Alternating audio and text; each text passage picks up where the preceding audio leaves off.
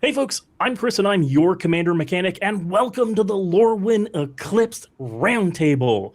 We're here with a fabulous panel of guests raising donations for the Trevor Project, a fantastic cause, and raffling off prizes at the end of tonight's session. So just before I introduce our fantastic guests for the night, I want you to know that you can hit Command Donate in chat and learn how to donate to the Trevor Project. If you donate in $5 increments, every one of those $5 in those $5 increments will have you entered into our draw for fantastic prizes at the end of the session, ranging from Infinite Tokens prize packs through to Commander Precons from Lorwyn Eclipsed. So get those donations in, help a fantastic cause, and maybe win some stuff too. So we've got plenty to discuss tonight. I want to dive right in, but first, our incredible guests, a lot of first-timers out tonight, so welcome, welcome, welcome.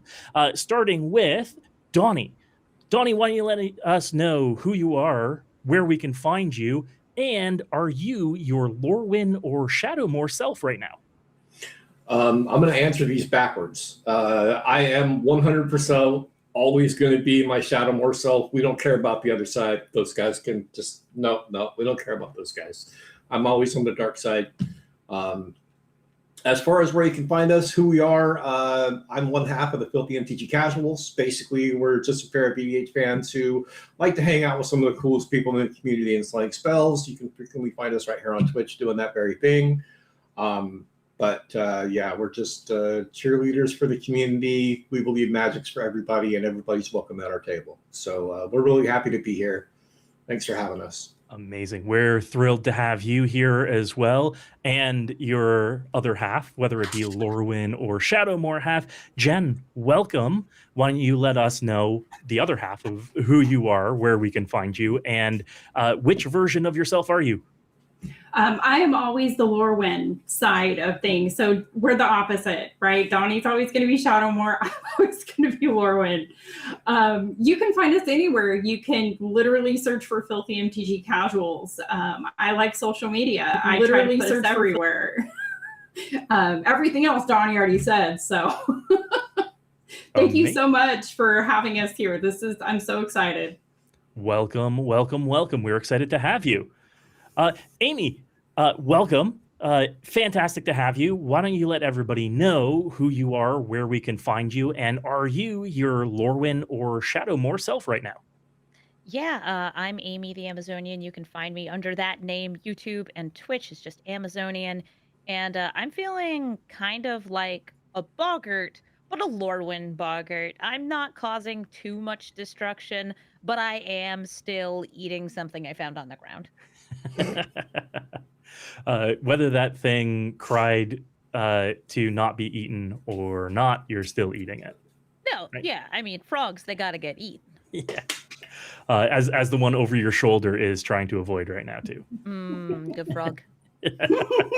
Fantastic. Well, welcome, Amy. We are thrilled to have you here. Lastly, but not leastly, my partner in crime for these charity roundtables, it is none other than Claby. Claby, why don't you let the audience know who you are, where we can find you, and are you your Lorwyn or Shadowmoor self? Yeah, hi friends. I'm Claby. I am the CNC representative. I'm the face for all of these roundtables. Christian and Andy are on the backside, and so we do these roundtable streams every time a new Magic set comes out, raise money for a good cause. You can find me anywhere online if you search Claby. Any type of social media, I think at this point, I'll pop up. And I'm definitely in like Lorwyn, but I feel like one of the shapeshifters. Like my eyes, like if you think of the frames of my glasses, that's how like I feel all the time these days, of just like the oversized eyes, just like walking around. Yeah, those big, goofy, glowing eyes on the changelings. That's how I feel. Awesome.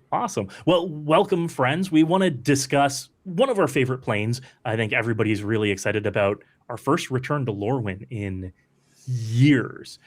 So I want to ask everybody, where were you during the original Lorwyn? Were you playing? What was your experience with Magic at that time? How engaged were you? And what kind of nostalgia does a return to Lorwyn dredge up? Clay, why don't we start with you? Oh boy. So the original Lorwyn block, I was not playing Magic at that point.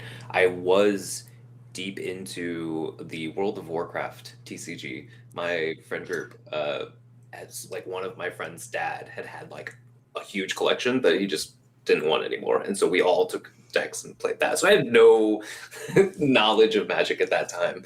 But going back to Lorwyn is really neat. Having started post it, it's like a very iconic visual set, and like anytime we'd get like Horizons sets or other things, the core sets, you'd get these like random cards that were like references back to it. And it was always like just a really cool aesthetic. So I'm really excited for my first time here. Fantastic. Nice. Fantastic. Amy, how about you? Where were you during the original Lorwyn? I wasn't actively playing Magic. I started a few years after, but that means that a lot of my starting collection was Lorwyn cards and from the Lorwyn block. I started playing heavily freshman year of college, 2009, which meant that when I was getting the leftovers, the bulk from my friends to build my own collection, a lot of it was Lorwyn and Morningtide and all of those. And yeah, I always thought that those had really cool, kind of like strange art. Definitely one of the things that helped draw me into the game. And I'll keep on collecting them, but my first, I think, true love of Lorwyn was Doran, because I love when butts matter. Nice. Very nice. Very nice. And how excited are you now that we're returning to Lorwyn, getting your first-hand opportunity to experience I'm the plane? just so excited it's not Universes Beyond. Please, I can't handle Spider-Man. Avatar was great. Final Fantasy was great. I can't handle another Spider-Man. It's going to break my heart. Yeah. Trust me, as a Spidey fan, I'm there with you. My heart's broken. Oh, it was rough. Yeah. Jen, how about you? Where were you during the original Lorwyn?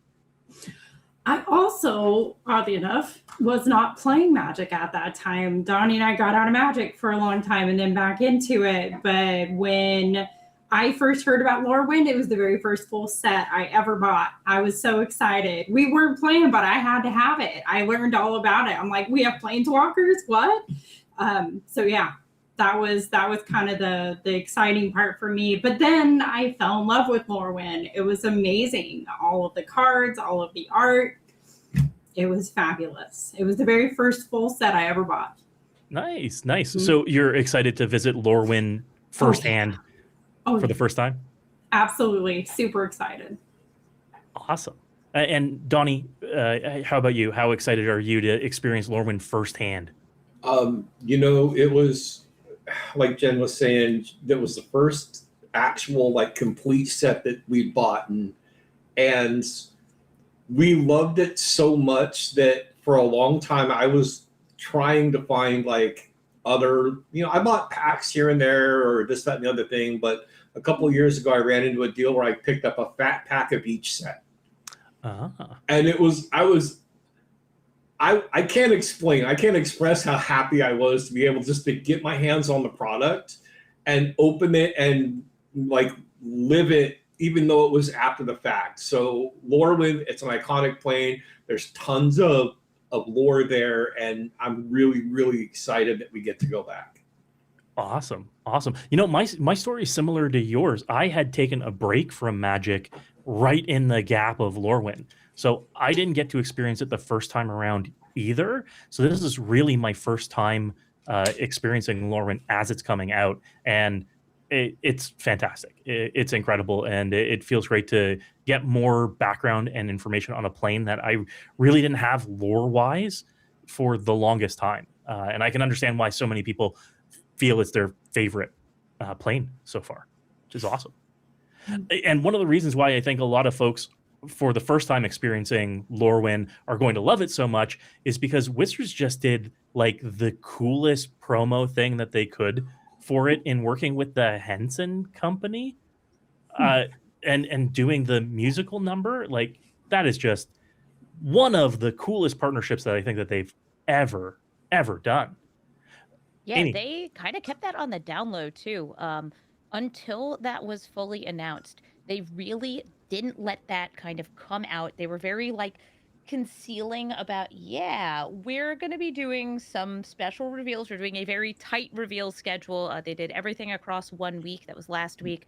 And kick it off with just a musical number, not just a Jim Henson puppeteering masterpiece, but a musical number, which Oh yeah. how could anybody be upset about that? I could always use more puppets in my life. I grew up with, Muppets, Labyrinth, everything else that they've ever made.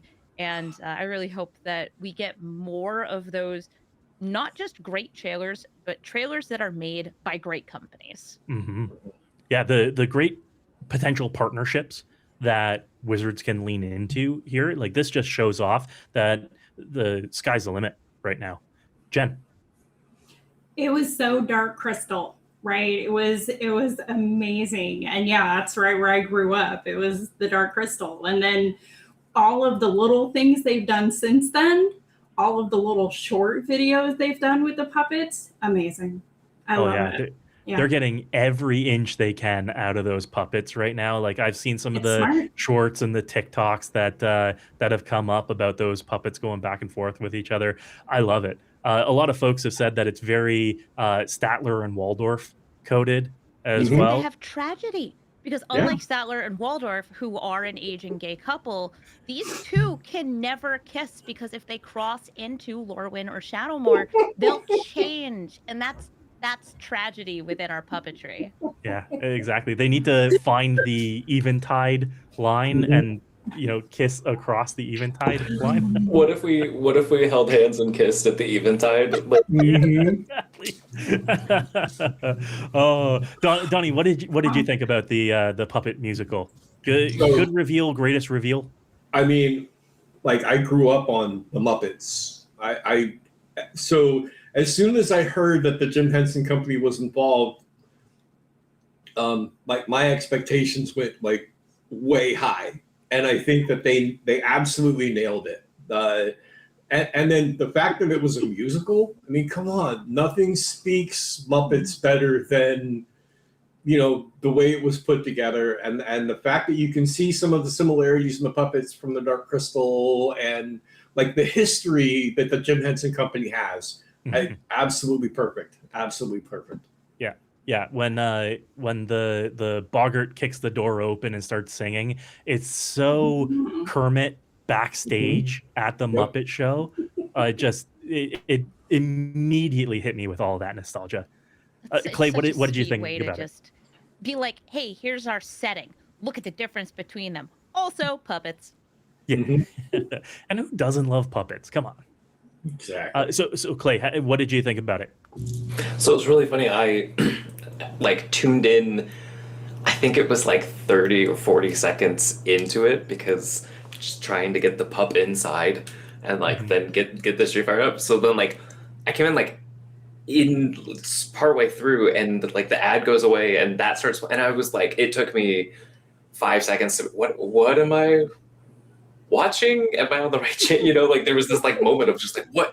And then I was like, oh, I love this. And so then I immediately had to go back and like watch the whole thing. I think it was a perfect, like Chris in the chat mentioned, like the Neon Dynasty trailer is like another one. And I think that like when we get these thematic spoiler videos that are like one made with like love and skill, but like also so perfectly aligned with the set, like this feels so distinctly right for Lorwyn that maybe not that I ever don't want Jim Henson Company and puppet but like it fits Lorwyn better than maybe some other sets. So like I really appreciated that choice and whoever in Wizards made that call, just brilliant. Absolutely. Jen, your thoughts? Yeah. How many times has everyone watched it? I don't want to answer that. Don't make me I answer want that. you to answer that. At least a dozen for me now. Yeah. Yeah. Does it count Yeah. if my partner put it on in the other room? He does not play Magic, but I was like, they did puppets, and he's like, puppets, you say? Like we're like I will say deep cut Jim Henson fans. For Christmas, we watched Emmett Otter's Christmas specials because that was a tough DVD to hunt down, but Very cute. Just about a couple of sad, poor otters. Very Bloomborough. Yep. You can find it on YouTube. Yep. Oh, can you? Oh, that's You great. sure Yeah, we can. just have an ancient DVD. Oh, amazing. And Amy, as part of the reveal panel for the set as well, did you have any insider knowledge or back channel knowledge that this was coming at all? Did they show you the puppets? Not that, no. So I was part of a reveal that you can actually see on the Wizards channel. It was filmed by the Command Zone guys. Like, they're the ones who directed it and everything else. And what I knew about was the story and the world buildings, because that is what I was part of the panel on. And they sent me the story ahead of time. They sent me the full world building document for Lorwyn Shadowmoor. And they were like, you don't have to read it. But I'm like, you're going to send me 400 plus pages. Obviously, I'm going to read all of it. In fact, I printed out the story so I could read it on the plane ride over, because they sent it just the day before. And I have like an annotated copy of the story, but didn't know anything about the other collaborations they were doing, just the ones being filmed in that studio on those days. Wow. What was it like being part of that reveal panel? Was it great to get that kind of hands-on with the set ahead of time? Oh, yeah, absolutely. And also like getting to meet the like art people and like story director people and ask them my intrusive questions. That was not in a video. That was the like, hey, so we're going out for drinks and I'm gonna see how many weird questions I can try to weasel answers for. And well, some of them have the unfortunate just like, well, it was a mistake, kind of like me digging into weird magic lore questions. But I'm just happy they tolerate me. And hopefully have you back, right? Hopefully, yeah. I mean, one day I'm hoping they'll let me reveal more than just alchemy cards on my own. Please. But I do have I guess I'll say an insider tip from one of the people who was working on the art direction for the set. The best art in the set might not have actually been in the set itself. I believe that it is actually an upcoming alchemy card, which Oh, some people are a little bummed that it didn't get into the set itself, but they're happy that at least it's being published on a card. So we will see that in probably a month. I can't wait. That is a good tease. That Just is a your nice tease. tease. Yeah. Well, speaking of teasing, I did want to edge this a little bit, but we've already hit our stretch goal tonight. I mean, I don't know if anybody's been paying attention, but we absolutely blew past our $250 goal. We have now gone past our $400 goal as well. So thank you, everybody, for your generosity out there in supporting the Trevor Project.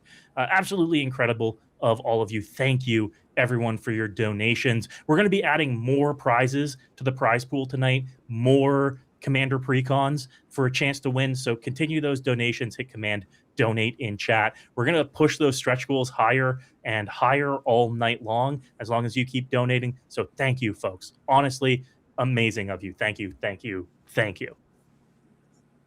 Incredible.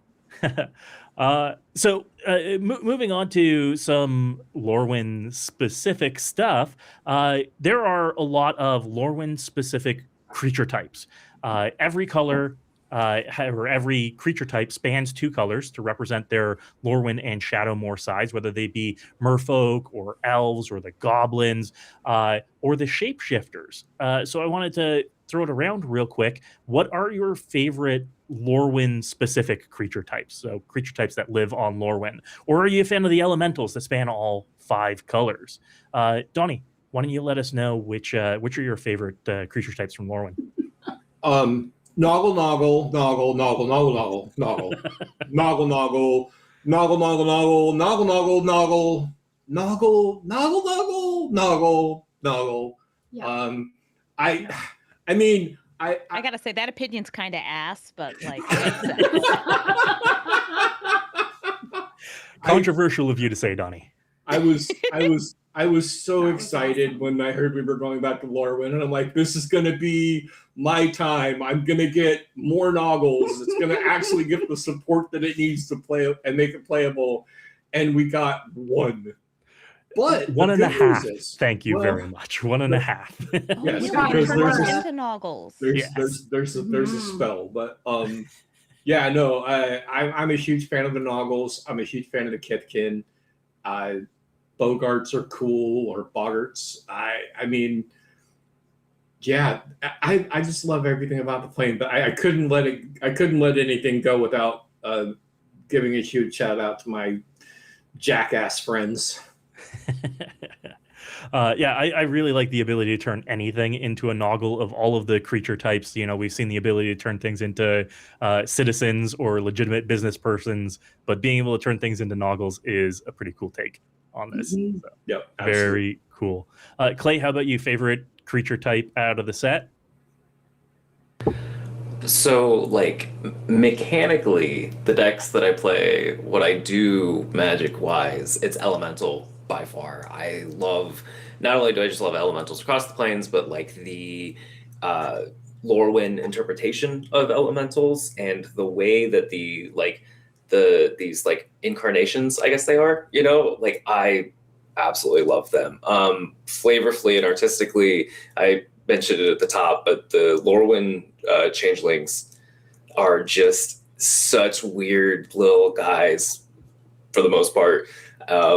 I adore them, and I think that like, they're easily the coolest depiction of like shapeshifters in like across Magic. Yeah, I think the most recognizable depiction of shapeshifters comes from Lorwyn. They are the goofiest goobers. I love them so much. Like there's the flying white one. Sorry, Chris, that's the most you're getting from me. That it looks like an ostrich, and I just think that that guy is like no brain cell to be had in that entire changeling body. I love him. He's the Oh, goofiest. that is like exactly what I was talking about. Yeah, Is flock is imposture. is Thank you very yeah. much. Mhm. Oh yeah, where That- it looks like a bustard, and it's just kind of like, yeah, I belong Yeah. here.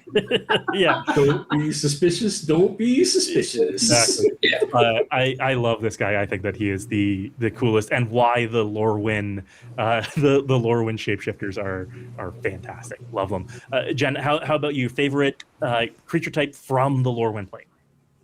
From the Lorwyn plane, if it's from the Lorwyn plane, it would be Kithkin. It would definitely be Kithkin because I absolutely love what they did, right? With what's her name? Brigard? I'm gonna say her name all wrong, Bridget? but yeah, the fact that she is the white and the green, the Celestia, like there were only two originally green Kithkin. So now we have more. Yeah, from the plane itself, I would say Kithkin. Very cool. Amy, how about you? Favorite creature type from Lorwyn? I just like the fact that there aren't humans, excluding changelings, which are a bit of everything. But I think that it's just like a really fun combination of both original fantasy beasts and also new fantasy beasts, things that are magic original. Like we have the dwarf like Kithkin, but I think that they're so great on their own. And the kind of different take on elves that makes them a bit more, especially the Lorwyn elves, menacing. The whole like, yeah, we got like a beauty eugenics thing going on, and we will kill everybody that does not fit our like image of perfection. It's Yeah. it's an unusual plane, and I think that the creatures and creature types are part of what make it so good. Yeah, absolutely, absolutely. Clay, your thoughts?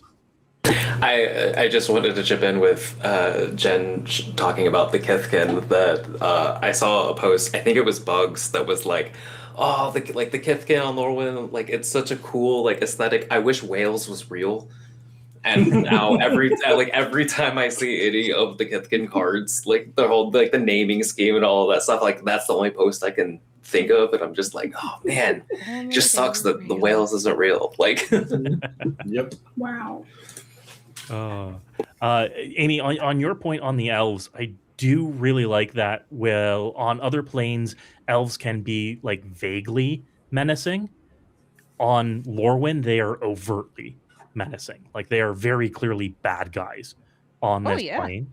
And I think that that's fantastic. I think if there's any time to justify black in the color identity of elves, it's on Lorwyn, Well, hands down. the Shadowmoor elves are actually I would say the less distinctly evil one. So both Mhm. sides, they want beauty. That's kind of their main drive is beauty. Kind of like how the goblins, the boggarts have new experiences and new tastes. For the elves, it's beauty. For the Lorwyn elves, it's their beauty. It's how beautiful they themselves are. That's their power. That's where they kind of rank themselves.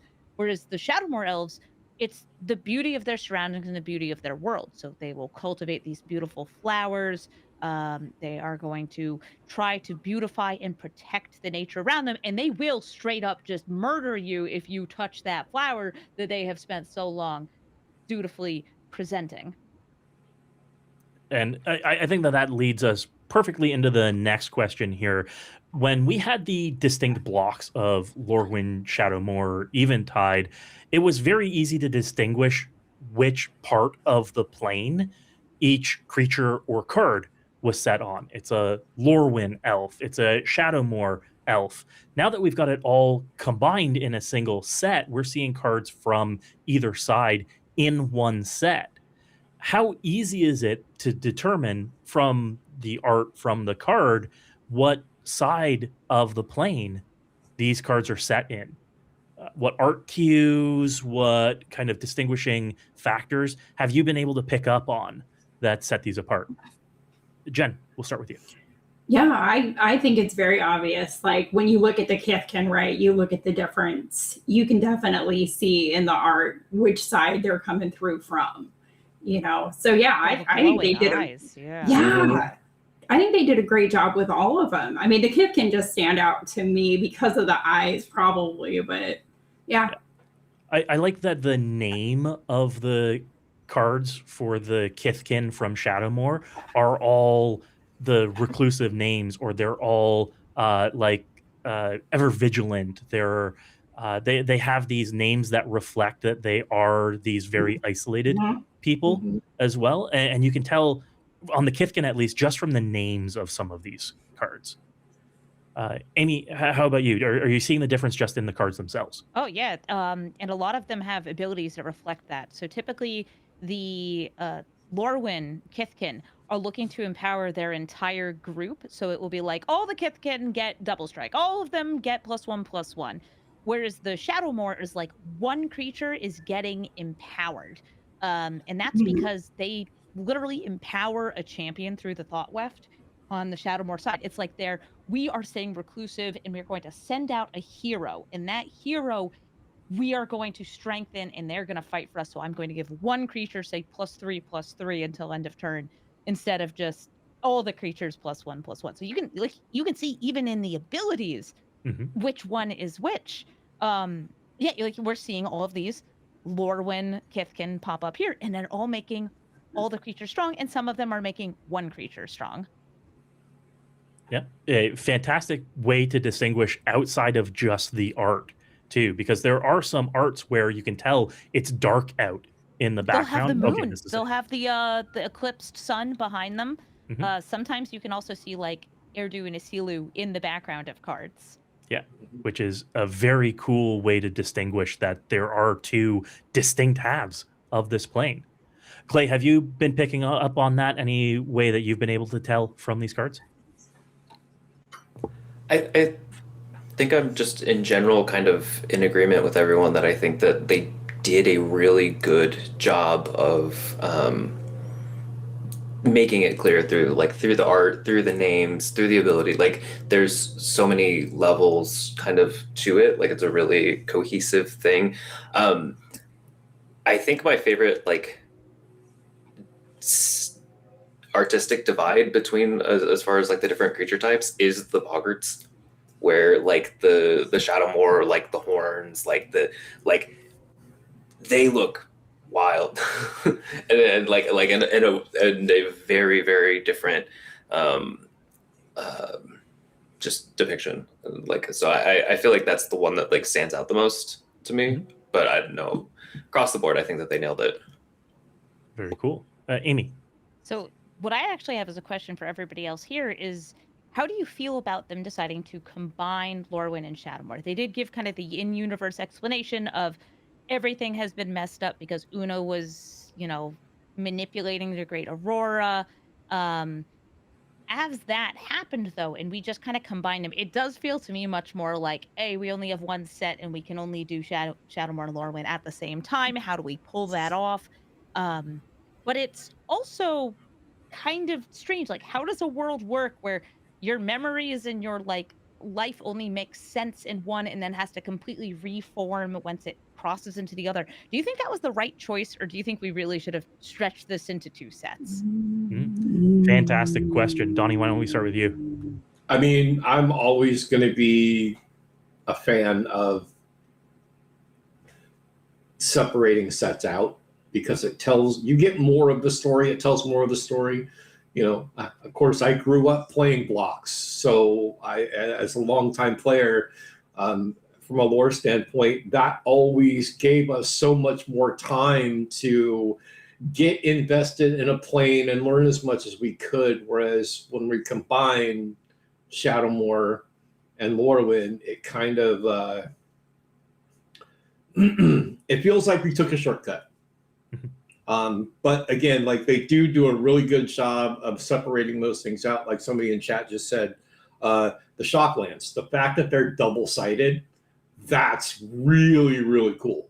I mean, from an art perspective, from a collective perspective, you know, that's just amazing. Right.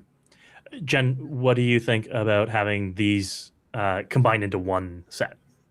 I'm just going to agree with Donnie on I miss blocks. I think blocks were fabulous. Like, I like the original. I love, you know, that they did Lorwyn and they did Shadowmoor and they did Morningtide and they did Eventide. I would love to have seen that. Clay?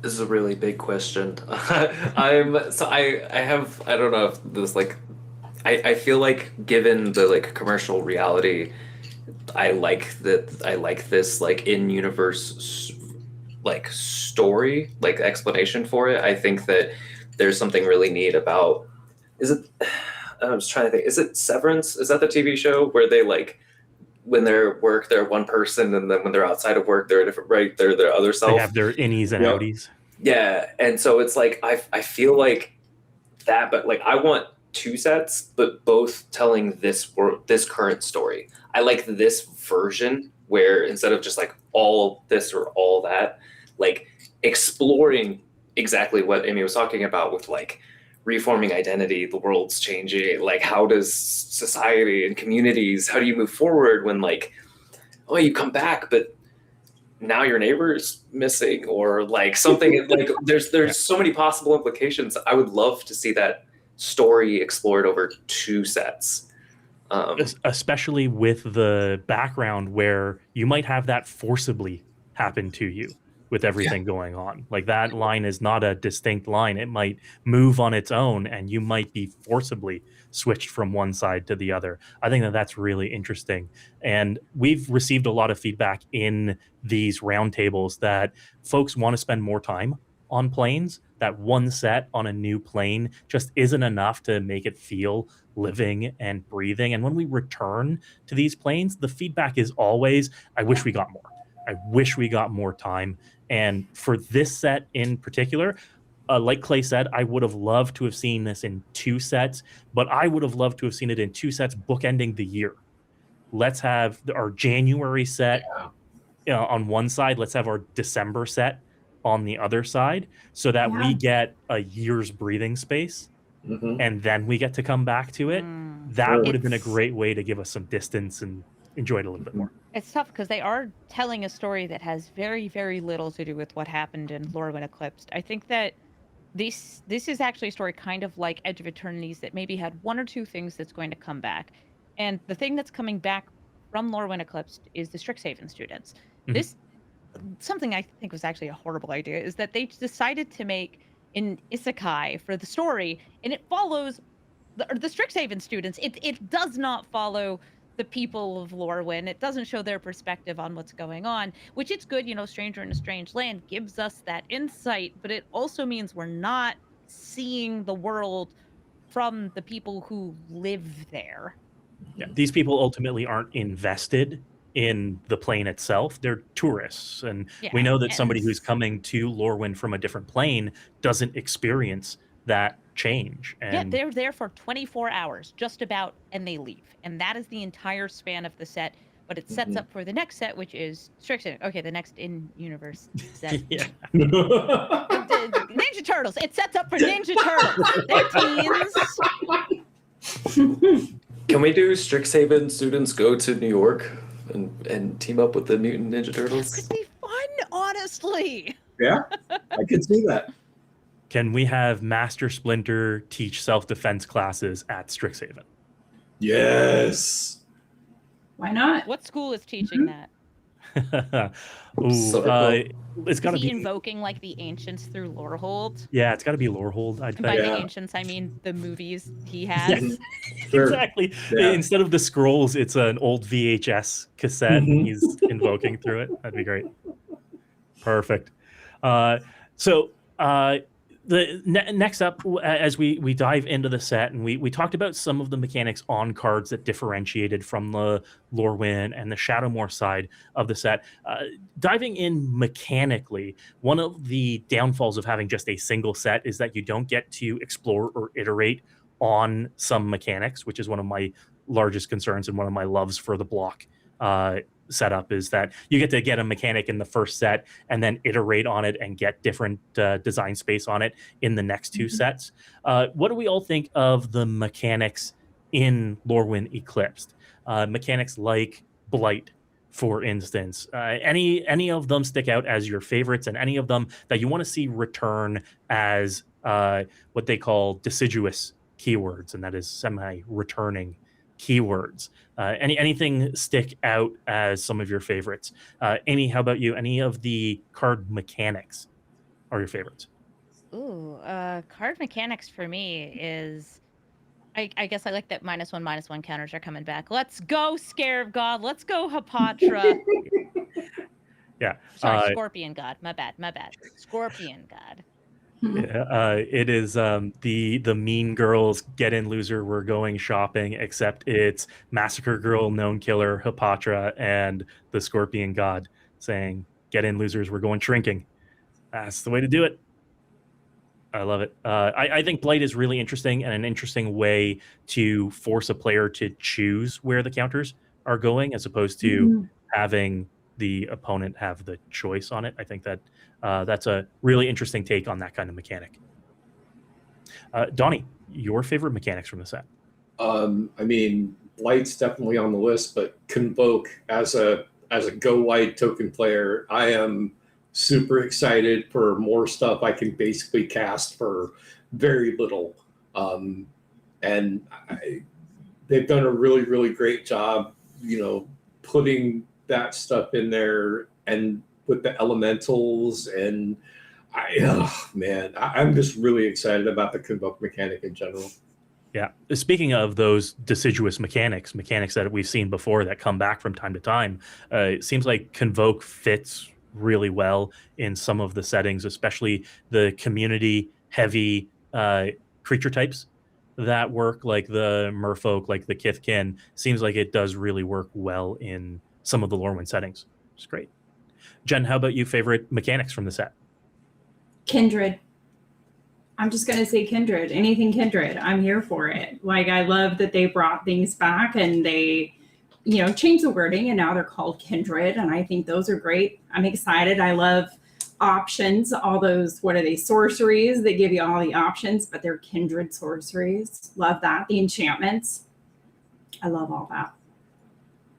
Very good. Yeah, I think as a commander player, I love Kindred coming back. I love the ability to have some of these spells trigger effects as well. And I love that it is a card type too. So when you're looking at things like Delirium, for instance, we now have a bunch of Kindred spells that count towards that, as we still have Duskmourn in the mix, where we saw Delirium once again. So I think that Kindred is a great mechanic that I want to see more of outside of just Lorwyn, for sure.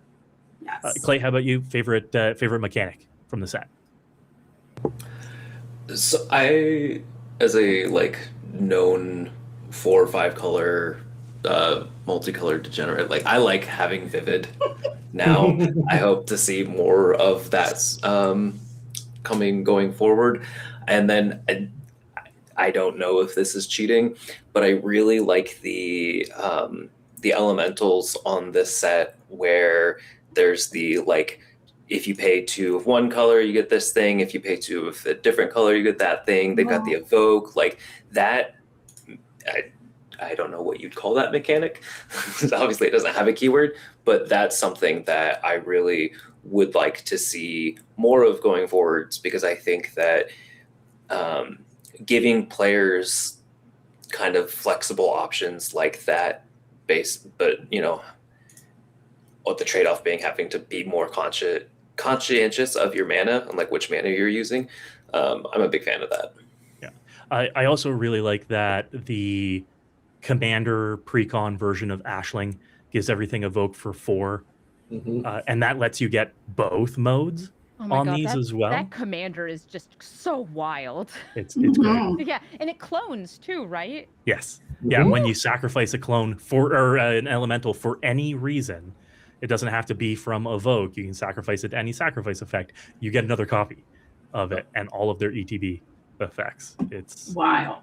It's great. We'll talk about the commander precons in a moment as well, but I do want to circle back to that vivid comment that you had, Clay.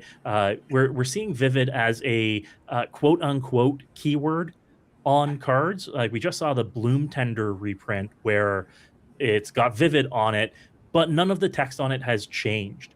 It's a pseudo reminder text or flavor ability text, whatever they're calling it, but it makes no change to the card. How do we feel about this, where it's essentially adding something unnecessary in some cases to these cards? Do we feel that it adds? Do we feel that it subtracts? Jen, what do you think? I was distracted. Say it again. No problem. Vivid, adding vivid to a card, the term vivid to a card, but not changing any of the text on the card. Do you think that that adds to the actual design or the actual interaction on the card, or is this something flowery and unnecessary? If it fits, I think it's okay, right? And I think with Bloom Tender, it fits. So I think it's all right there. Okay. Yeah. Great. Donnie, your thoughts? I mean, so as a commander player, it's hard to 5-color decks are either 5-color good stuff piles or it's 5-color jank. And there doesn't seem to be a whole lot of room in the middle. Clay's laughing. Clay knows. But I think that it's worth exploring, but it doesn't, you don't have to be playing 5 colors to use vivid. Even if it's just 2 colors or 3 colors, you're still getting the benefit from it. So I think that some of those cards are going to get underplayed and some of those cards are going to get overplayed. But as far as it being a mechanic in this type of a set, I think it's perfect. Great. Amy, what do you think about the vivid quote unquote keyword being added to a reprint like Bloom Tender? Well, I think it's just crazy we're getting Bloom Tender in standard. Like, everybody's been talking about, if you get the dream setup of like turn 0, you get the ley line that makes everything 5 colors, and it's a 5-color permanence, and then you have, I don't know, turn 1 Llanowar Elf, turn 2, you can Llanowar Elf into Cub, Badgermole Cub into Bloom Tender, which gets you something absurd, something like 10 mana on turn 4, turn 3. Yeah, it's impressive. But I do like that they keyworded it just because it's, I don't know, it's the same ability. It cares about the number of colors of permanence. Yeah. Makes it easier to search for on Scryfall. There we go. Makes it easier to search for on Scryfall. Less up for all of the deck builders out there who are just able to type in vivid. Yeah, that's a big plus for sure. Clay, what do you think about adding vivid to cards like that? Do you think that it adds anything overall? Yeah, so funny enough, Animus actually just put in the chat, basically, I think what was going to be my exact response, which was that it just allows for that kind of shorthand, and there's 26,000 magic cards, and if you're playing with somebody and you're like having to explain, if you have to go through the whole sentence for each ability, you could say Vivid, it's cost reduction, or Vivid taps for that much mana. Like, it just makes it easier to communicate it. So I think it's a net bonus. I don't think it like makes things more complicated. Great, fantastic. Now we're also seeing the return of flip cards in this set, and it seems like we've been seeing flip cards or transforming cards pretty regularly through sets. We've seen it in Universes Beyond. We've seen them within Universes Within as well. How do we feel, A, about flip cards, and B, did anyone foresee Oko being a Lorwyn native planeswalker? Like, was that on anybody's bingo card? Because I certainly did not predict that one either. No. No. Is it even predicting it if it doesn't make sense? Yeah. I think they like needed to give him an origin story, and they're like, yeah. The system he rebelled against, because like the thing that was previously canon is he rebelled against a system of elves, and people were like, oh, that could be Lorwyn, except it was Fae, not elves, and the Fae are notably disorderly on Lorwyn and Shadowmoor, and it's like, oh, so you rebelled against, and you're an anarchist because you didn't like the anarchy that they caused, because they're chaos. Like, yes, they have a queen, but they're chaotic. Yeah, and not only that, but the Oko that we've been seeing for sets and years now is the Lorwyn version of Oko. It's okay. He's a slightly better dad if he's on Shadowmoor.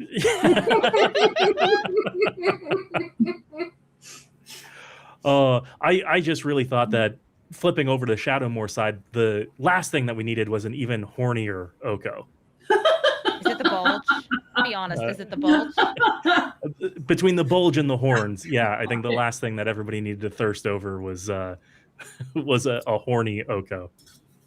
I mean, I don't think you're speaking for probably 80% of the community, but whatever. It's good to have an opinion. Yeah.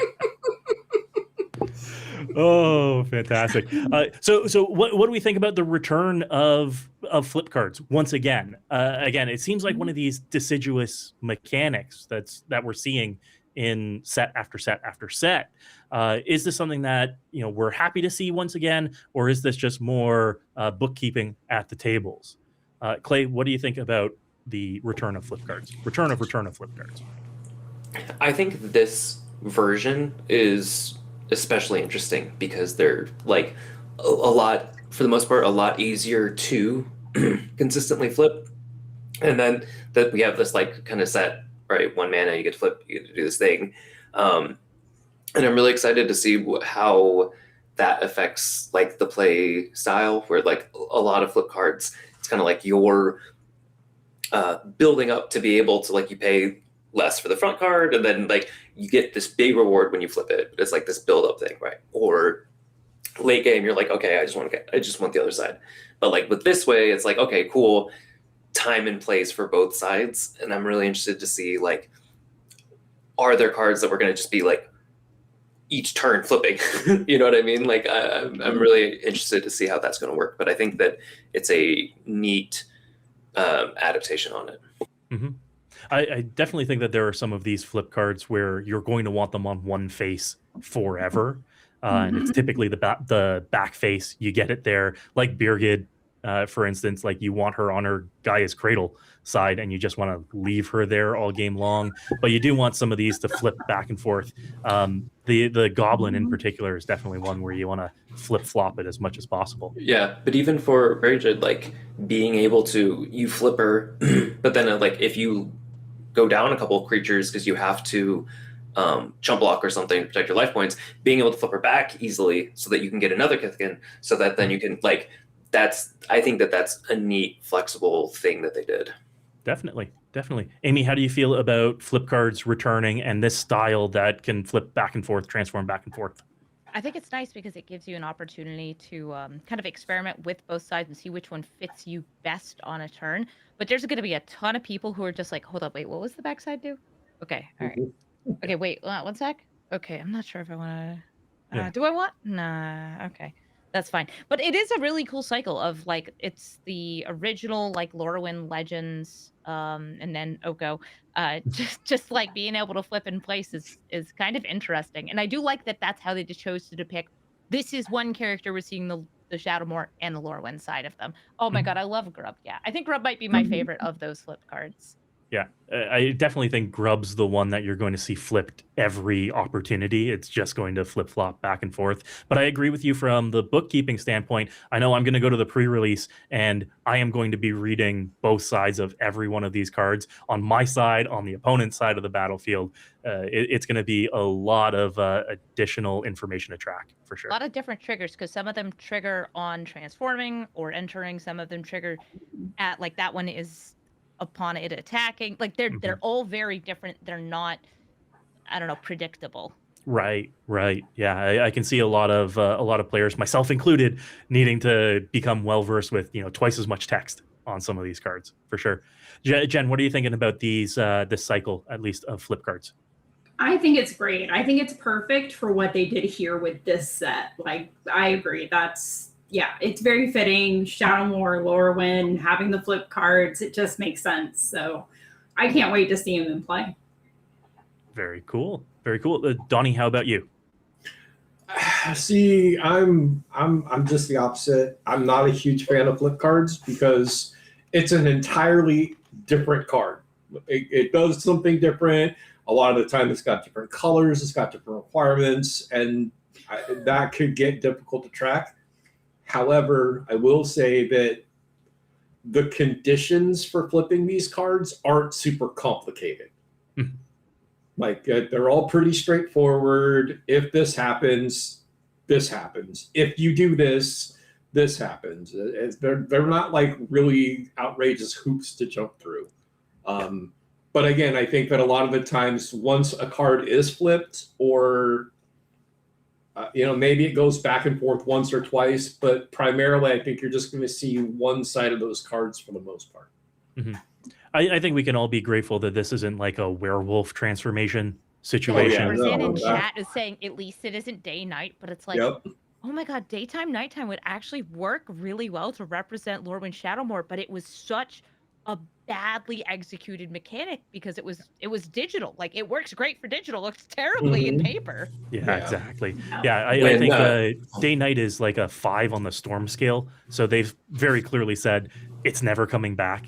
The reaction to it was so poor. We're never bringing it back. But I agree, thematically, it fit on the plane for sure. When Mark Rosewater released his Tumblr preview, and it was like, a mechanic coming back, and I just saw a bunch of people being like, "Oh, please don't be day night, please don't be day night." Which, flavorfully, it makes so much sense, but no, we can't do that again, please. Yeah, exactly. We're all grateful for that. Also, we're all grateful for all of you out there in chat. We are just about at our next stretch goal as well. So please, everybody, thank you for everyone who has donated so generously to the Trevor Project so far tonight. We are still taking donations, so hit Command Donate in chat. If you donate in $5 increments, you'll be entered into our giveaway draw at the end of tonight's stream, where we'll be giving away Infinite Tokens prize packs, we'll be giving away Commander precons, and every stretch goal we hit, we're going to be adding more prizes as well. So please support a fantastic cause, get out there and donate. Thank you, everyone. We are going to be doing Q&A at the end of tonight's session as well. So if you've got questions, please throw them into chat. There is a chat point redemption called Ask a Question.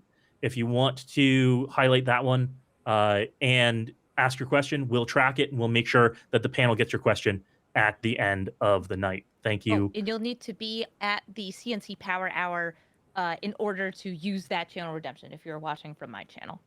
Fantastic. Thank you, everybody joining from Amy's channel as well. Awesome. So, folks, hard questions this time. We have 7 sets this year, 8 sets this year. I lose track so much these days. But we're at the point where we've got just as many Universes Beyond sets as we do universes within sets. How are we feeling about this? And are we looking forward to more universe within sets like Lorwyn? Donnie, your thoughts? Absolutely.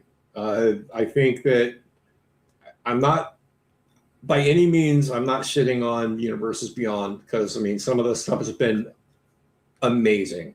You know, we would, if it wasn't for Universes Beyond, we never would have got Warhammer. If it wasn't for Universes Beyond, we never would have got Final Fantasy. Star Trek is coming. Yay! And being a sci-fi kid from the 70s, it's like, yeah, like my whole life I've been wanting a good Star Trek game, and there's an opportunity here. But as far as in universe, I'm always going to be in universe first, because Spider-Man just kind of hurt. There was so much potential there, but like 95% of that set just felt phoned in. And I really hope that we can avoid that going forward. But it's really going to depend on the properties and the companies that are behind those properties, because I think that's how we got sideways on Spider-Man. There were too many people involved. Yeah. Well, I think that the Spider-Man set was also about intention too. It was never intended to be a full-scale set. Mhm. You know, it was kind of a last-minute scale up to a full-scale set, because we did back-to-back get Spider-Man, probably the absolute bottom tier of Universes Beyond so far, followed by Avatar, which absolutely was a home run from a Universes Beyond set too. So they've shown us that they can do it really well. Like you said, with Warhammer, with Final Fantasy, with Avatar, they actually do have a good track record with this. It's just a matter of whether we're going to get to return to some of our favorites or not. I mean, if Spider-Man had gotten the same attention that Doctor Who got, we wouldn't be having this conversation right now. Exactly. Amy, your thoughts? And I think part of it is also the format. So like we mentioned before, we knew it was an Aftermath style set that got pivoted into a full set. But I think Spider-Man would have made amazing Commander precons. I think it should have been Spidey and Friends. All right, awesome. The Sinister Six, that's a deck I would buy. And then, because there's a bunch of sickos out there, Venom. Like, and that's 3 incredibly like thematic precons you could fit all that stuff into. We wouldn't have to deal with it in standard. And I think that would have been much better than Aftermath, which is just a mistake from the start, or this kind of just clunkily put together set. I'm a little worried though with like, because we're getting another one, Marvel, coming up, Marvel superheroes. It's going to be a lot of, here's a guy from a comic. They don't have any story that's tying them together because we're not telling a single story. We're just showing, hey, here's the Hulk. Which Hulk? I don't know. We're going to show like 3 of the different Hulks because there's a lot of Hulk. Which arc of the 60 years of Hulk comics is this drawing from? Right? Every single one of them at the same time. Yeah. Is this the platonic ideal of the Hulk, or is this from a specific run? Like, I would love to see that. As a big comic book fan, the guy with Spider-Man stuff all over his room right now, I would love to see specific callbacks to specific arcs. I'm like looking behind you now. You are very much a man spider. And I've got Logan back here too. Some Wolverine up on the wall. Yeah, which it's tragic that they haven't spoiled that there's going to be an X-Men set, but like that better be the 3rd one. There's 3 Marvel sets. We know one of them is Spider-Man, one of them is Marvel superheroes, and the 3rd one better goddamn be X-Men. Yeah. We should have started with X-Men. X-Men's great. Yeah. I think that we're definitely going to see it. It's not either that or the 3rd set is going to be Marvel villains, because we got a Marvel heroes set. But going back to the question, Jen, what do you think about the balance between the Universes Beyond sets and the Universes Within sets? Would you like to see one or the other, or are you happy to see anything? I'm a Magic fan. I just like it all. I like new cards. I get very excited over all of it. Like Jaws was one of the most exciting things for me. I just get excited about new cards. So honestly, I'm good with it. I think, in universe, sure, absolutely. Love the in universe stuff. We'll always be louder about the in universe stuff, right? That's a big thing. But yeah, no, I'm excited for all of it. I think 7 is a lot. Mhm. I think that's a lot. But I played back when we had like three sets a year, maybe. 4, Yeah. maybe. Yeah. You It know, used to so- be 3 or 4, depending on if they were doing like a reprint kind of. Mhm. Yeah. But yeah, When no, we used to get I think an 7's entire a block fun. in a single year. Yeah. Right? Yep. Remember those days? Yep. Mhm. Yeah. Blocks didn't sell well, and like they did actually have like kind of issues with drafting where you had to combine them. Mhm. But it was Sure. very strange because we went from like 1 setting a year to 7 settings a year. Okay, 6, 2 of them in New York.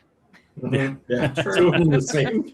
Maybe if they were a little more connected, that would be something.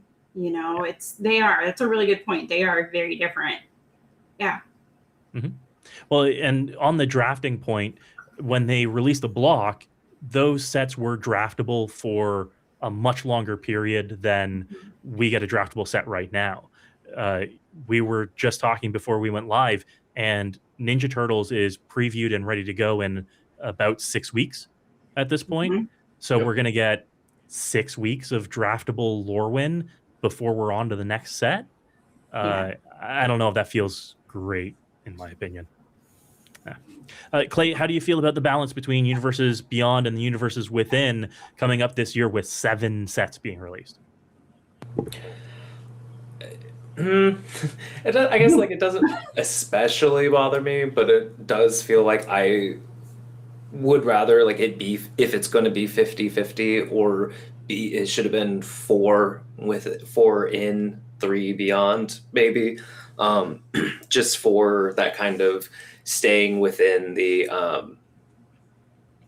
Magic verse more. I mean, like I haven't spent any money on Universes Beyond and I think it's a year and a half now, and like I'm planning on getting Lorwyn.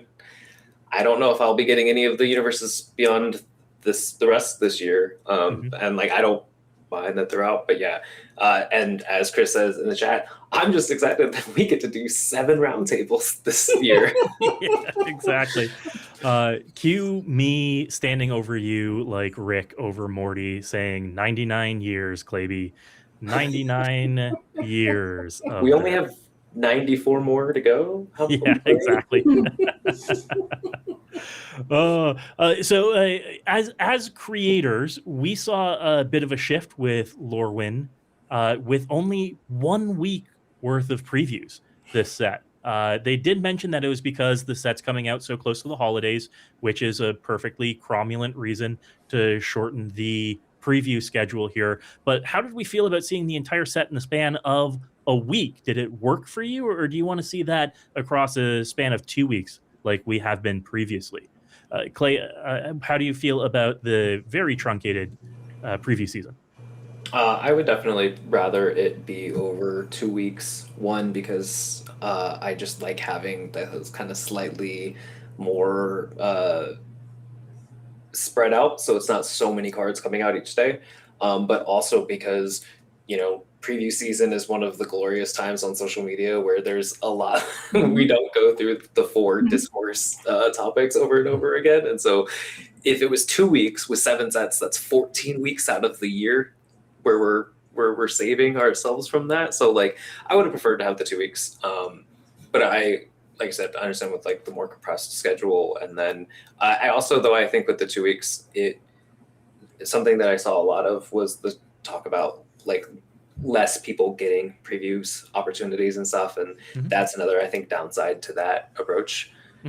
So I think they definitely made up for it with an expanded ambassadors list this year, or this set. That's for sure. Jen, your thoughts? I love the panels, the way they did those.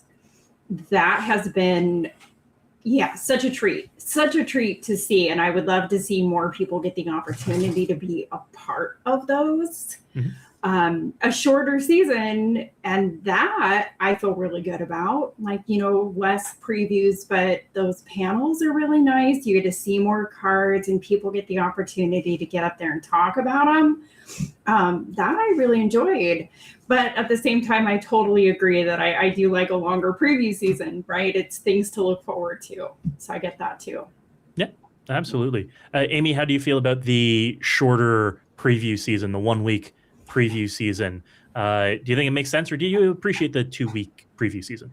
I like when it's a bit more spread out, but I think that having like the professionally put together stuff, especially because that was a part of it, like it's nice. It makes it feel like it's a lot more polished, professional, more than just like, oh, random guy fills some TikTok, somebody like me just posts a picture on Twitter or draws it badly. But I think that the number one thing for me is, yeah, the Wizards of the Coast employees actually get a paid vacation, which I never had, like, working in a corporate environment, so, like, good for them. Hmm. Yeah. I don't think this would have been crushed together so much if, the Spider-Man pushed this back to be the January set, so again, I'm gonna blame Spider-Man for this. If this was the fall set, we would have had, like, a 2-week, 3-week preview window. Hmm. Hmm. Even if I think the set was pushed 1 week's release date further, we would have had a 2 week release window. Otherwise, with the release date the way that it is, the first week of previews would have fallen over New Year's, which of course I don't think makes sense at all to do previews over New Year's. No one's paying attention at that point. Donnie, what do you think about the truncated preview season? I'm pretty much in the same boat as everybody else. I like a longer, gives us more time to digest it and talk about it. But again, like to Amy's point, the polish that they put on it this time, I think is going to go a long way with helping the set be as good as it could be. Mm-hmm. Mm-hmm. Fantastic. Awesome. Let's get into what we love about this set. Some of our favorites, some of the new cards, some of the arts in the set. I really want to sink our teeth into some of the things that make us fall in love with Lorwyn. Let's start with some of the art in the set. We saw a bunch of new treatments. We saw some great new art on special guest cards. So I want to go around the table and ask everybody, what are some of your favorite arts in the set? I'll give everybody just a second to pull up all of their multitude of tabs they have with their favorite cards in it right now. Jen, why don't we start with you? What about what are your favorite art cards in the set? Oh, okay. So my favorite art, I like the special guests. I like what they did there. All of them. I love that. I love that design. As far as other arts, like I'm a big fan of, what is that card? Emptiness. Not the fancy version, just the regular Emptiness. It has a very eventide feel to it, which is one of the sets I really enjoyed. I realized I actually play with a lot of cards from that. And this kind of takes the cake. I also really like, what is it? Bree of Clan Stout Arm. That art with her and all those little sheep. Yeah. Nope. As soon as I saw that, I was in love. That is beautiful. Mm-hmm. Those are some of my favorites for sure. I love the callback to Brian of Clan, Brian Stout Arm with this card as well. Great callback to the original set too. Yep, it's a great card. Yeah, see, there we go. Mm-hmm. Chris Wizard in the chair. Donnie, how about you? Favorite art in the set? I'm gonna the Shocklands, man. They're gorgeous. They're absolutely gorgeous. And the fact that, you've got, they're double-sided, so you get to see the Lorwyn and the Shadowmoor side. I don't think that there's anything in there that speaks to me more than, those reprints. But that and getting the original artists to come back and do new arts for new cards. The the art for the original Lorwyn block is really what made it like one of the most iconic Magic sets or series in the history of Magic. So that callback for the original artist and Evelyn Fong's. I still can't believe it's a common. Okay, I still can't believe they put that art on a common. Talk about It's a like the missed face art of the opportunity. set. Yes, that is their key art for the set, and it's on a Beautiful. common. So good. If It's anything, not a garbage common. yeah, exactly. It's not even a great card. I mean, so yeah. At least but you'll no, see it in draft, I guess. I mean, I don't know. It's probably still going to show up. It'll be on a playmat, right? Yeah, And it'll It freaking better be. be- You better be able to get merch of that art. I'm waiting to see it in foil because I can't imagine it not being just absolutely gorgeous in foil. yeah. Give it to them. Pinks and purples on Magic foils are just the best. Like, Mhm. and Yeah. Lorwyn is the set where you're going to see those colors the most. So Mhm. Absolutely. collect the foils in this set. That's for sure. Love it. And Donnie, you mentioned having the old school artists back or the original artists back. I Mhm. love what they've done across Wizards socials in doing the in progress art from a Mhm. lot of these artists as well. Mhm. They've shown the progress, the sketches, the painting from these artists. It has been fantastic to see artists more involved in the promotion of these sets. That is something that Mhm. absolutely should be taken advantage of moving forward, getting the artists out there, getting people to fall in love with these arts, seeing that process.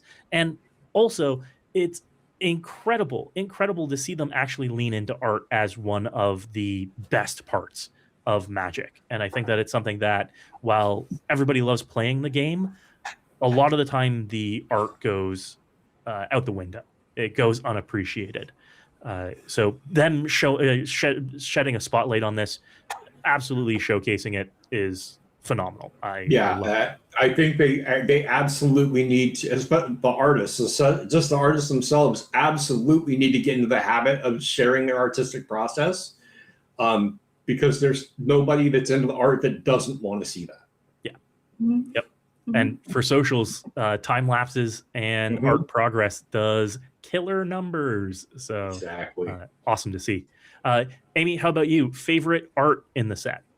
I mean, I want to shout out another Evan Fong piece, which is Lewin, one of the not currently a Strixhaven student, but I think going to be their Witherbloom student coming up.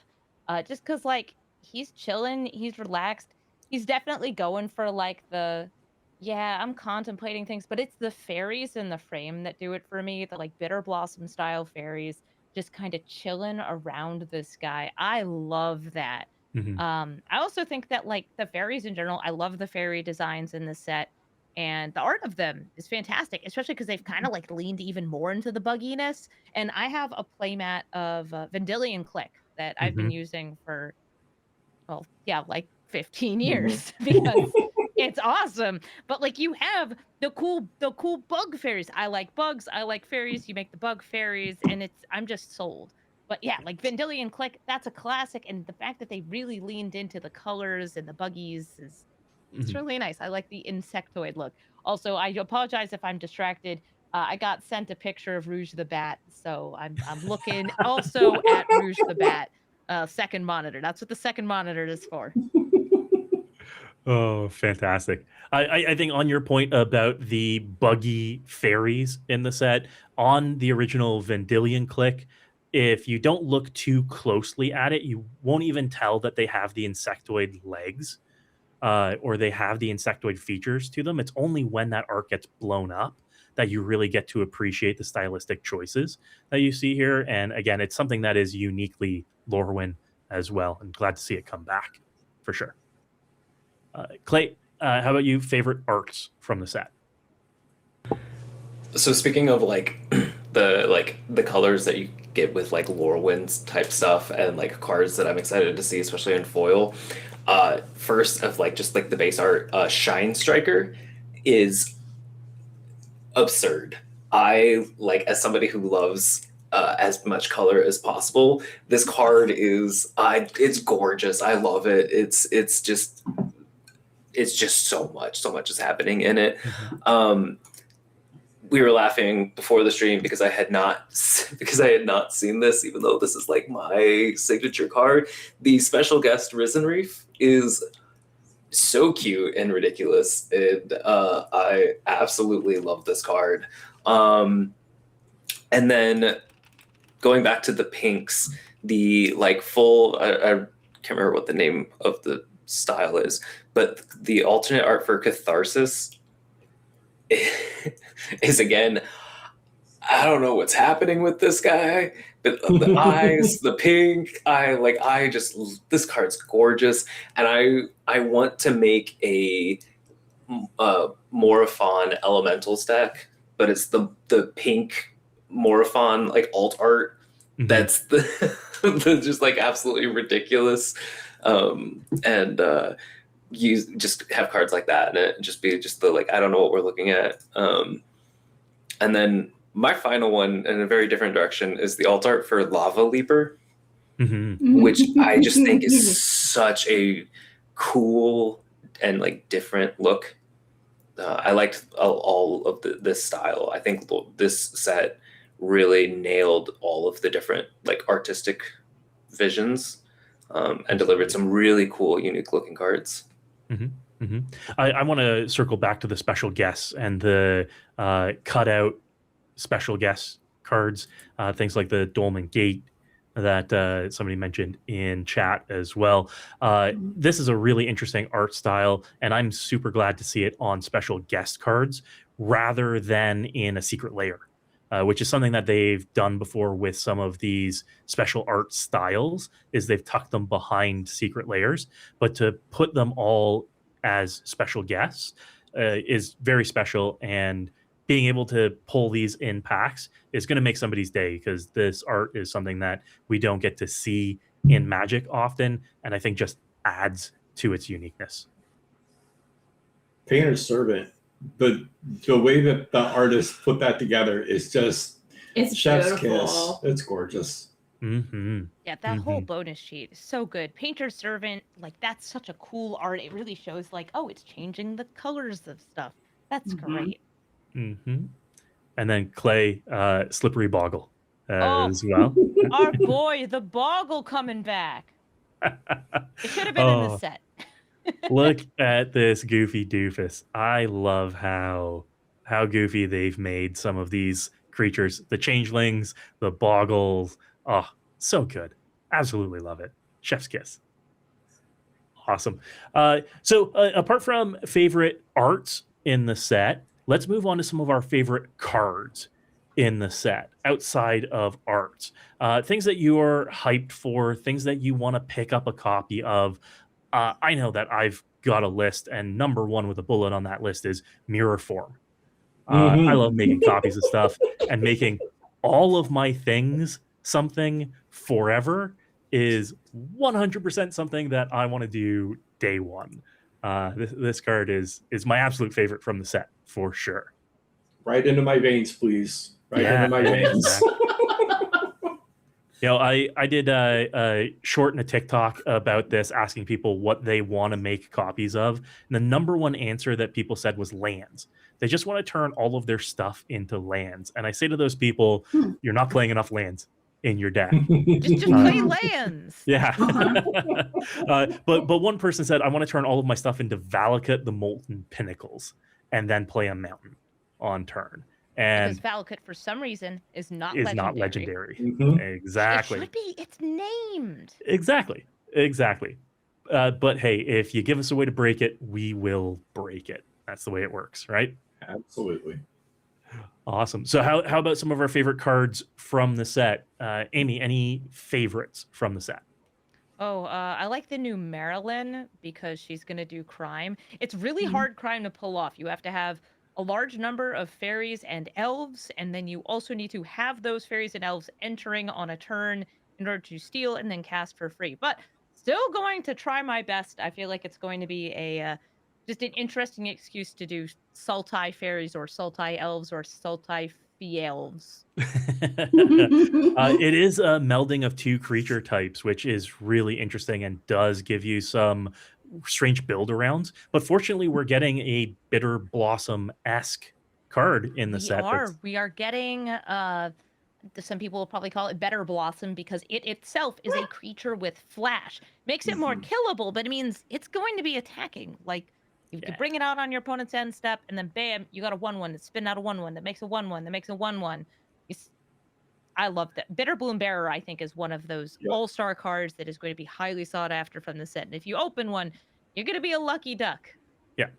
I mean, just the pricing memory of Bitter Blossom itself is Bitter enough Blossom to drive this didn't one get up. reprints for years and years and years. It finally started getting them in secret layers and on bonus sheets, but like for so long, Bitter Blossom was like a $50 card. Yeah, exactly.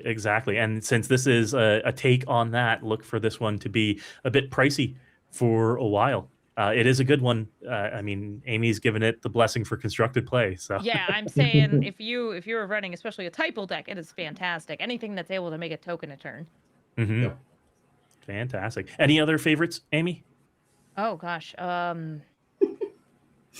not off the top of my head, but I'm pretty sure I liked the two gods that are it's a double-sided card, Isilu and Irdu. Is just like a really great art design and also a cool design as part of that like flip cycle. This is, I would say, like this is the top of that flip cycle where you have this crazy powerful, like you can bring out your creatures for cheap and then they all get persist. So you can kill them, bring them back, and do. It turns out giving things that shouldn't have persist makes them easily breakable. Yeah, exactly. And anytime you put the creature type god on something, you're going to find people that are going to want to pick up a copy. They're going to want to play with it. Anybody likes seeing something that powerful as it is. Oh, yeah. Donnie, how about you? Favorite cards from the set? Oh, goodness. Brigid is absolutely at the top of the list because anytime I can get a Gaia's Cradle on a stick, I'm going to abuse the hell out of it. And the fact that it's mana fixing for white. I get mass mana in my Go Wide deck in white, and I'm going to absolutely abuse the living hell out of that card. Whether it's as a commander or in the 99, I can see it going anywhere it fits with those two colors. One of the first times that I think printed on a card we're able to add X white mana as opposed to X mana of any color, just X white mana on a card. It's kind of wild. Pretty good. After Brigid, I have to bring up the oft-nabbed goat. Yes. And if you're not familiar, this card is going to ruin so many friendships. I love cards that force my opponents to make bad decisions because they don't have any other options. Yeah. And I mean, I'm a longtime Xantia player, and adding the blight mechanic in this set with the goat, I'm very excited to see how many counters we can get on it before it dies, and just ruin somebody's day. Absolutely, 100%. Yeah, because who's going to pass up a chance to draw a card, right? It's free card draw. I mean, that's if any part of Magic the Gathering is an actual drug outside of cracking packs, it's drawing cards. Oh, just one more card. I could risk the blight. I could take the damage. It's fine. Exactly. It's only one. It's just one life or two life. It'll be fine. We can work around it. Oh yeah, that'll be definitely a fun one to pass around the table for sure. Jen, how about you? Favorite cards from the set? I have two that were kind of brought up recently. Selfless Safe Right, and this is a green elf warrior, and this one is a flash convoke. But the thing that gets we can't hear you, Jen. I don't know why, but your voice dropped out. Yeah, we lost you. Oh no, they're in a void. Oh well. Well, while they're stuck in the void, I will say that Selfless Safe Right, very cool, and also one of the stranger cards in the set because It's an elf. Almost everything is typal in this set cares about its own creature type, except for this dude Mhm. who cares about all of them. It's like, oh yeah, all of my elves? No, not actually. I'm here to protect the goblins. I'm like trying to do my best. I'm interpreting what Jen is saying through her mind. Mind meld. In the meantime, though, Clay, favorite cards from the set. Jen will come back to you.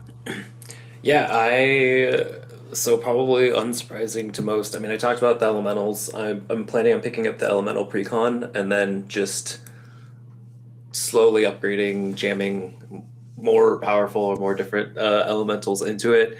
But then also, one of my most well-known, I would probably say, like decks is the Fabine. Oh, there we go. But gosh, that cover art's beautiful. But the art is really pretty. Mhm. It is. But I have a Fabine like non-creature token deck, and so there's several enchantments in this set that I want to add to it. Kin binding is one that I'm especially excited for in Fabine. The pump that comes as creatures enter the battlefield, will just get very silly very quickly with Fabine. Cards like Sapling Nursery or Raiding Schemes are, again, just cards that will be very ridiculous. And then both, flavorfully for the name and also the effect, but Spry and Mighty is a card that I can hear that. Want to get people with. I've got my big dude, and then I've got, a 1/1 token that just got made, and draw 8, give everything +8, but hook it into my veins. That's my kind of combat trick. Absolutely. I can hear you, yeah. I can't hear everybody else. Okay, I can hear you, Donnie. No, I couldn't hear Clay. Gotcha. All right. One of my favorites, also from the precons, though from the Blight Curse precon, I am a big fan of spooky scarecrows. Yes. And I am so happy to see the Reaper in a new precon too. Seeing the Reaper King back with some hidden lore about being dethroned and losing his crown. I can't wait to get my hands on this guy because this is another one that's going to ruin some friendships. It is Necro Skitter in the command zone, and I want to do just dirty things with that. Oh, absolutely. Yeah, that was a good one. That one I'm excited for. I'm doing the upgrades on the precons on the channel between this week and next week. And again, I gotta shout out Wizards for absolutely crushing the precons once again. Whoever has been doing the latest generation of precons from Edge of Eternities and here in Lorwyn Eclipsed, just doing a bang up job. Way to go. Crushing it. I think we're back. Oh, yeah. Donnie, we can hear you. Jen, can we hear you? Yeah. Yay, fantastic. So, Jen, why don't we loop back around to you for some of your favorite cards from the set? Oh, okay. So besides the elf and Amy, yes, you did fabulous. You nailed it. That was exactly where I was going with that. Hive mind. You were totally picking up what my brain was putting down.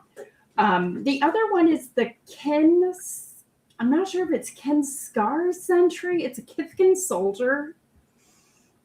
This one is really cool because it's whenever this creature attacked, you can put a creature card with mana value X or less from your hand onto the battlefield. It's a Kithkin card, but it's not just doing Kithkin things. And I love that. Mm-hmm. Yep. I think that's another one of my favorites. Both of those were pointed out to me the other day. And yep, those quickly became two of my favorites. Yeah. The Sentry looks like it's a white card doing green things. Green is typically the put a creature from your hand onto the battlefield. So really interesting to see white steal some of these mechanics, at least for this set, right? Yeah. Mana generation, putting some creatures directly into play. Love to see white get some love. That's for Yes. sure. It's about damn time. Sure is. I play a lot of mono white, so I'm super excited to see some really strong white cards. Yeah. Mhm. I ran into Aaron Forsyth a couple of years ago at an event, and I asked him, I'm like, when is white going to be good? And he's like, it's not going to be right away, but it's coming. It's Yeah. White has coming. card draw. White has protection. White has everything now. No, absolutely. Yep. White's the new green, baby. Yeah, Mhm. white has definitely come a long way. Gavin warned us about it maybe 4 or 5 years ago. He said white's going to be real good in about 5 years, and he wasn't lying. Oh Here we yeah, are. it has Now arrived.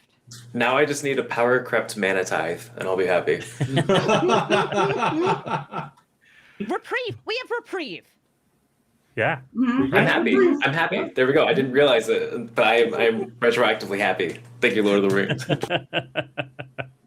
Oh, well, everybody, before we get into what we're brewing and some of the Q&A, I do want to remind everybody that it is going to be very quickly last call for donations. So make sure to hit Command Donate in chat.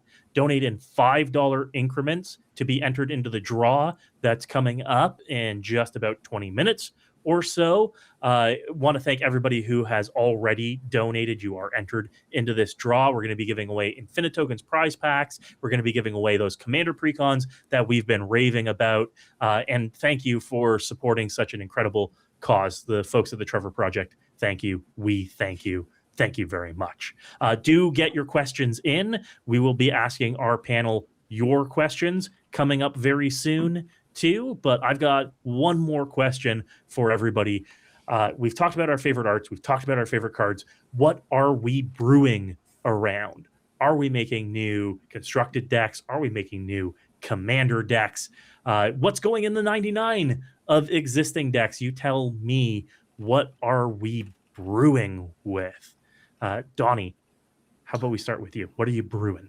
I don't know that I want to put this on the internet, but I'm very much looking at white merfolk. Just because it's different enough that it has my attention, and right now there are 13 individual white merfolk cards just in white. You can splash blue, you can splash blue-green, all of those things are possible, but I think there's some interesting space there in white merfolk that I'm going to be trying to figure out how to make work. Other than that, you were just talking about scarecrows. As a Renmaw player, I'm very interested in seeing possibly how to make a colorless scarecrow deck work, because there's plenty of cards to make it happen. Mm-hmm. Unfortunately, if I go completely colorless, Renmaw can't go in the 99, and I want Renmaw in the 99. So, maybe I go just 1 or 2 pips, 1 or 2 colors. It depends, but yeah, I'm really, really excited about that as well. And again, there's tons of stuff that's going in the 99. I mean, all the changelings, all of Kithkin is something that I've played around with my idea for years, and one of our friends, Steel City Staff, has a really cool Kithkin commander deck. Mm-hmm. And I think maybe I'm going to steal a couple of pages out of her playbook and put something together there. But no, Golgari Elves is good. Mono White's good. Selesnia's good. Boros is good. It's all good. I'm very excited to just get in it. Mm-hmm. Yeah, absolutely. Are you going to include some of these changelings in that white merfolk deck, since they're technically white merfolk? Absolutely, because they're in the set. Yeah, perfect. Yeah, try to stay on theme as much as possible, for sure. Nice. Jen, how about you? Anything that you're brewing? Anything that's going in any of your existing decks? As far as brewing, the only card that really has caught my attention is Bree. I think Bree looks amazing and a lot of fun to build around. I could see doing a commander deck there. Mm-hmm. As far as cards going in the 99 of things I already have. Like there's definitely a lot of things that stand out to me. I have an Orzhov soup deck. It's literally just everything is black and white. Mhm. So there's a lot of cards I could see adding to that would be good additions. One of the other cards I've really enjoyed that came out was the new Reese, the Evermore, the mono white. I think that card looks really good. I could see adding that to some things. Definitely. Yeah, a lot of folks have been saying that the new Reese in anything that's running sagas, specifically the saga creatures, is really good because you can remove the counters from the saga creatures, wind them back, keep them around, get their effects again. I think that's a really interesting interaction. Yeah. Very cool. Yeah. Very cool. Very cool. Clay, how about you? Anything that you're brewing?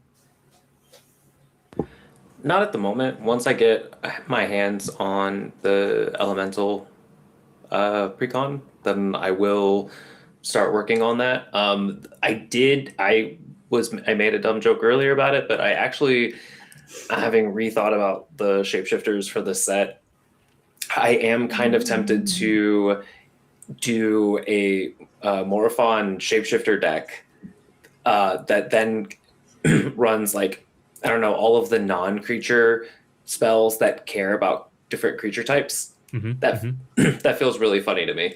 Like, an enchantment that like the one that like protects Merfolk from Ixalan, Shaper's Sanctuary, like things like that. But then just having shapeshifters seems like a funny way to do the oops all creature types. Yeah.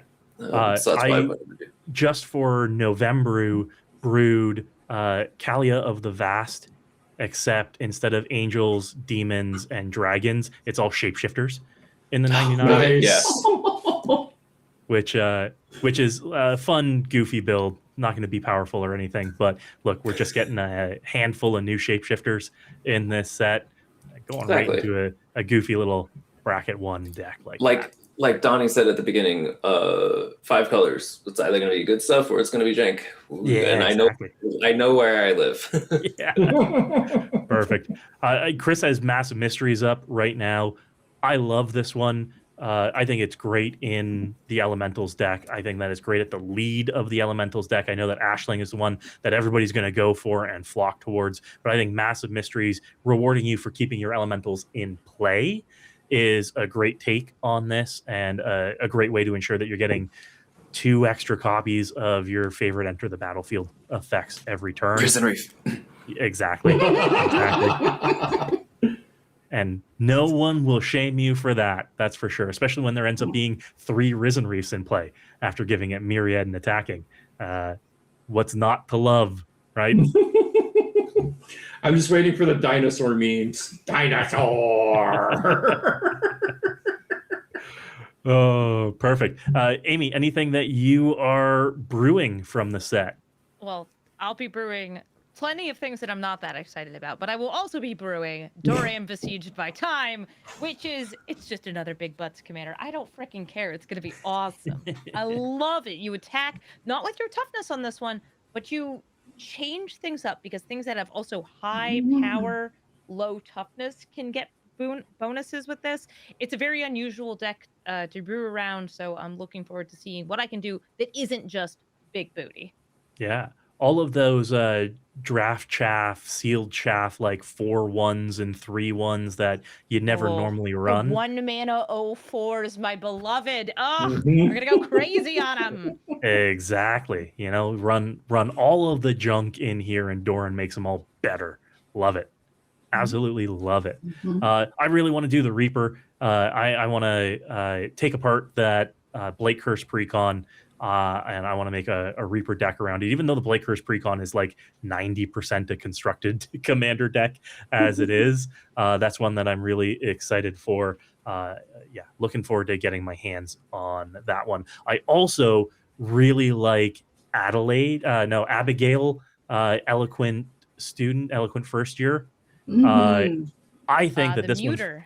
Yes, I think that this one's really creature interesting. A silence effect. That's fun. Yeah, yeah. I think that this one is very, very interesting. I've brewed up and I've tested a deck around this, and it is both going to be very fun for you and very unfun for all of your opponents, because it does a great job at shutting off commanders. So if you've got if you're going up against decks that rely on their commanders, this is a way to just shut them straight down. Just mute them up. I played a game of this against Bellow deck, where there were no creatures in the deck.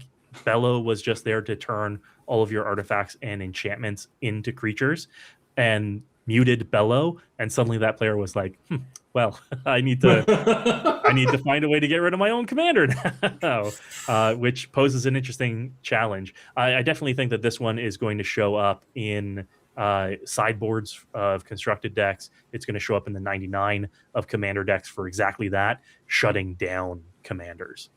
Great utility. Love it. Awesome. Well, folks, it's that time where we want to answer some questions from the audience. Chris, do we have questions from the audience? Oh, fantastic. Question 1, how do we feel about Wizards removing the date stamp from pre-release promos?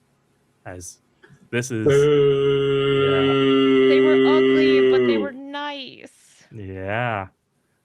Jen, sounds like this is the first time you're hearing. Yeah, I didn't know about that. Wow. It's just going to be, I think, the little shooting star stamp, but not dated. Oh, that is unfortunate. It is a nice little bit of nostalgia to look back at a foil in your bin and see the date stamp on it. I know my memories always come rushing back when I see that, but not having that anymore is definitely a choice, right? Yep. Great. Second question from the audience. How do we feel about Wizards removing the collector booster samplers from the precons? I hate that. Boo. I hate that. I'm kind of in the middle. I feel like they were usually just kind of like 2 random foils, or like a foil and a rare, but like more cards is more better. But I kind of just wish they swapped it with like giving a whole pack. Like, Yes, right. Absolutely. Yeah, throw a play booster in there rather than any kind of collector sampler, just a whole play booster in there. Definitely encourage some folks.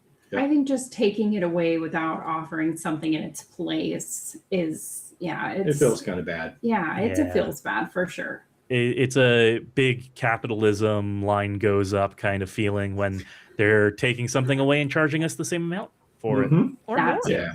Or more. Yes. Yeah. Or more. Yeah.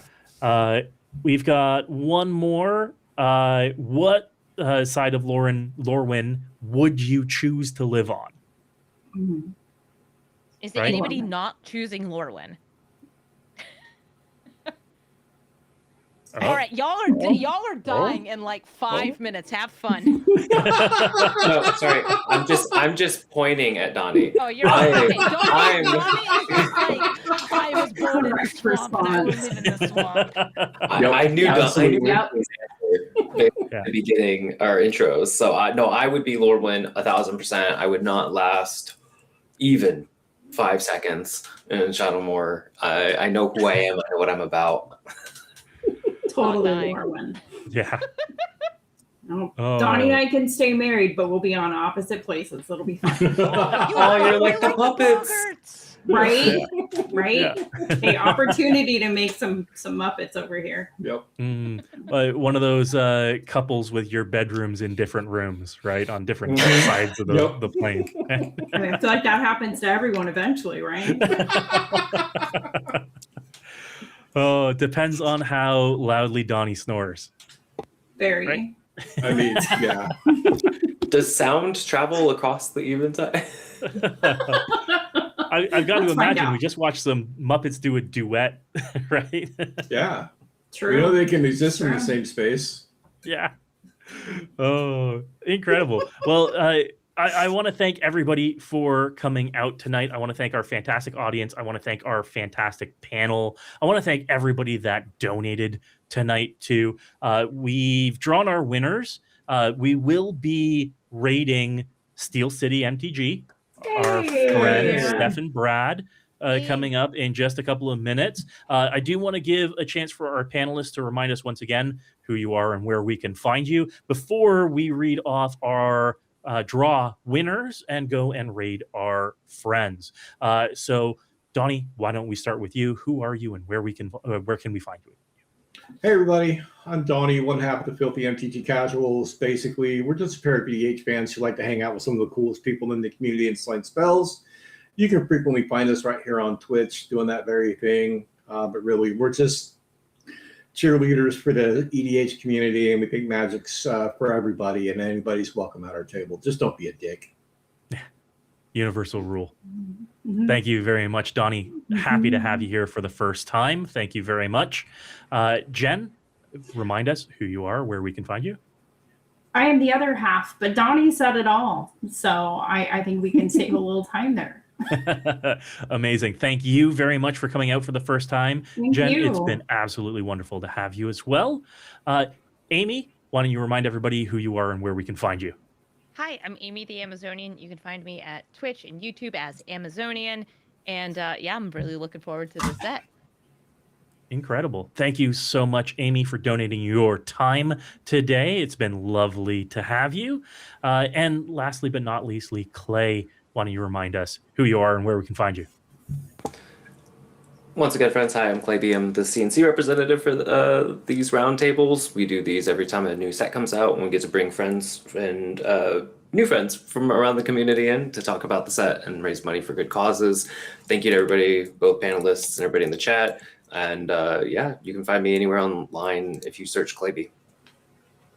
Incredible. Thank you very much, my friend. I, as always, am Chris, your commander mechanic. You can find me everywhere content is made. So the moment everybody's been waiting for, folks, the winners of our draw tonight. Thank you, everybody. We have raised just about $600 tonight. Thank you, everyone, for your generous donations. First, our winner of our Infinitokens prize pack is the Real Gunjack. Congratulations, the Real Gunjack. We have count them, 4 Commander Precons to draw tonight. So way to go in absolutely crushing those stretch goals, folks. The first Commander Precon goes to Sir Lancelot. Congratulations, Sir Lancelot, our top donor for tonight as well. Way to go. Deck number 2 goes to Grickshaft. Congratulations, Grickshaft. Nice. Thank you very much for your donation. Deck number 3 is Forshi 15. I hope that's right. Forshi 15. Congratulations. And our 4th Commander Precon goes to Frank the Great. Thank you very much, Frank the Great, for your generous donation. And thank you, everybody, for coming to hang out tonight. Do join us February 24th for the Teenage Mutant Ninja Turtles Roundtable. In just a few weeks, we'll be back and we'll be discussing the Heroes in a Half Shell. So thank you very much, everybody. Thank you to our panelists. Thank you to our audience. Let's go over and say hi to our friends, Steel City MTG. Thanks, everybody. Bye. See ya.